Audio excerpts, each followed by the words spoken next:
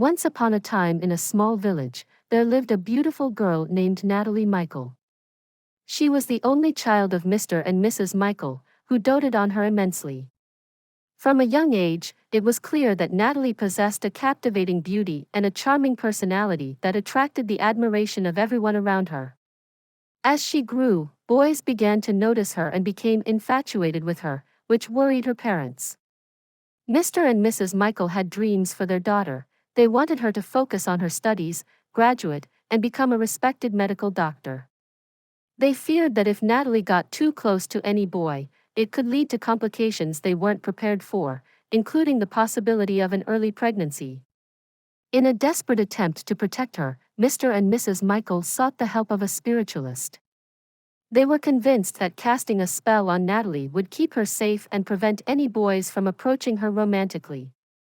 The spiritualist assured them that the spell would wrap around her like an invisible shield, keeping her untouched by romantic advances. The spiritual put Natalie's spirit in a bottle and cover it with a strong lid. As Natalie entered higher education, she quickly noticed something strange. While her friends were showered with attention and flirtations from boys, Natalie received none. This baffled her. One day after class, she confided in her close friend Sarah, expressing her confusion about why no boys ever asked her out. Sarah, knowing how beautiful Natalie was, found it odd but suggested that maybe it was just a phase. They both decided to focus on their studies instead. With a fervent dedication to her education, Natalie worked hard through medical school. She excelled in all her courses and eventually graduated as a doctor. Natalie earned a respectable job in a local hospital and enjoyed her professional success. However, despite her achievements and growing wealth, she couldn't help but feel a deep void in her life. She had never been asked out on a date, and none of the men in her life seemed to be interested in her romantically. As the years rolled on, Natalie watched her friends and colleagues find love and get married while she remained single. By the time she turned 30, feelings of loneliness started to creep into her heart. She began to seek answers, visiting numerous spiritualists and traditional healers in hopes of discovering why love eluded her. Unfortunately, none could provide her with a satisfactory explanation or solution. Desperate, Natalie turned to her faith.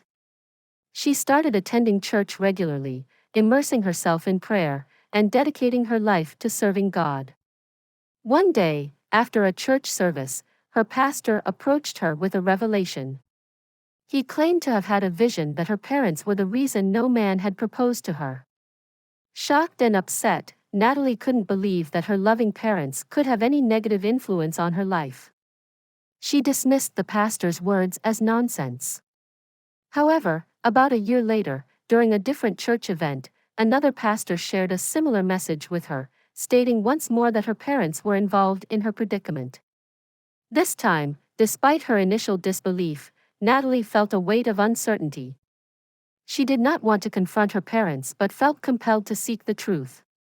With a mix of courage and trepidation, Natalie decided to visit her parents in their village. After a heartfelt discussion, she revealed what the pastors had said about them being responsible for her lack of marriage prospects. Mr. and Mrs. Michael reacted with anger and disbelief. They insisted that they would never do anything to harm their daughter and accused the pastors of being liars. Feeling ashamed and distraught, Natalie left the room, tears streaming down her face, deep sorrow filling her heart. Unbeknownst to her, however, her mother's mind began to race with memories. While pondering over their conversation, Mrs. Michael recalled the spell they had placed on Natalie all those years ago. She remembered the spiritualist's directions, particularly the part about a bottle that contained Natalie's spirit. The instructions were clear: to open the bottle and free Natalie's spirit any time she is ready to marry so that she could find love. "Oh my God!" Mrs. Michael exclaimed, suddenly realizing the truth. She turned to her husband and recounted the details. The couple began to cry together, filled with anguish as they recognized the gravity of their actions. Natalie overheard their cries and rushed back, filled with confusion and regret. In tears, her parents confessed to Natalie that the pastors were indeed right, they were responsible for her romantic challenges. However, they had unknowingly disposed of the bottle 15 years ago when they moved from the old house to the new house.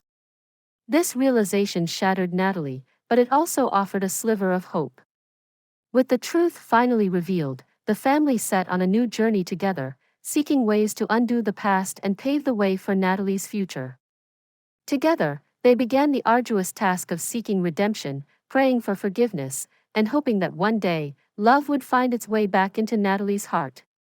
Mr. and Mrs. Michael tried to locate the spiritualist, but they could not. They tried other spiritualists, but they were told the only solution is look for the bottle and open it to free Natalie from the spell. There was no way they could find the bottle. Natalie went back to her pastor to inform him of what her parents told her. The pastor assured her that there's nothing God cannot do. All she have to do is to keep serving God faithfully and be prayerful. Natalie prayed, fast, do God's work faithfully until she was 35 years old. As she went to work, she noticed something that had never happened to her before. Men were admiring her beauty openly. More than 5 men asked her out that day. It was then she knew that God had finally broken the curse and she was finally free. More than 3 men asked for her hand in marriage at the same time. She prayerfully chose one of them. Natalie had a societal wedding. Her parents were very happy and did not stop thanking God for showing them mercy.